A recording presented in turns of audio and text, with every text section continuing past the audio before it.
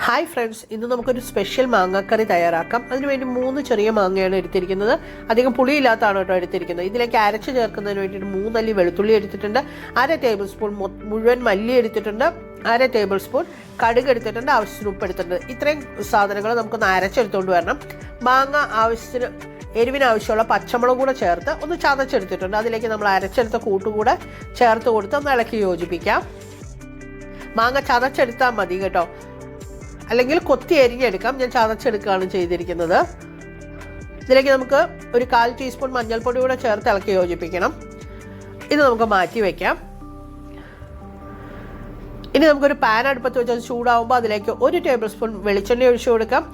1 teaspoon കടുക് ചേർത്തൊന്ന് പൊട്ടി വരുമ്പോൾ 1/2 ടീസ്പൂൺ ഉലുവ കൂടെ ചേർത്ത് കൊടുക്കാം. ഇതിലേക്ക് ഒരു 3-4 വത്തൽമുളക് ചെറുതായിട്ട് അരിഞ്ഞുകൂടെ ചേർത്ത് കൊടുക്കാം. ചെറുതായി നുറുക്കിയെടുത്ത് ചേർത്തിട്ടുണ്ട്. കറിവേപ്പില ചേർത്ത് കൊടുക്കാം. ഒന്ന് വഴറ്റിയെടുത്തതിന് ശേഷം ഇതിലേക്ക് നമ്മൾ തയ്യാറാക്കി വെച്ചിരിക്കുന്ന മാങ്ങയുടെ കൂട്ട് ചേർത്ത് കൊടുക്കാം.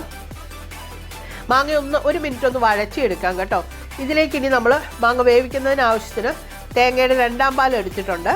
1/2 കപ്പ് 2ാം പാലാണ് എടുത്തിരിക്കുന്നത്. അതിലാണ് നമ്മൾ മാങ്ങ വേവിച്ചെടുക്കുന്നത്. ആവശ്യത്തിന് കുറുക്കിയെടുക്കാം. ഞാനിവിടെ ആവശ്യത്തിലാണ് കഴിയുമ്പോൾ നമുക്ക് ഇതിലേക്ക് തേങ്ങയുടെ 1ാം പാൽ കൂടെ ചേർത്ത് കൊടുക്കാം. തേങ്ങയുടെ 1ാം പാൽ ചേർത്ത് കൊടുത്ത് ജസ്റ്റ് ഒന്ന് ചൂടായി കഴിയുമ്പോഴത്തേക്കും നമുക്ക് തീ ഓഫ് ചെയ്യാം. ഇത് നമുക്ക് കുറച്ച് ദിവസം സൂക്ഷിച്ച് വെക്കാവുന്നതാണ് കേട്ടോ. അങ്ങനെ പെട്ടെന്ന് കേടായി പോകത്തില്ല. നന്നായിട്ട് തിളപ്പിച്ചെടുത്താൽ മതി. അപ്പോൾ ഇതെല്ലാവരും ഒന്ന് ട്രൈ ചെയ്ത് നോക്കണേ.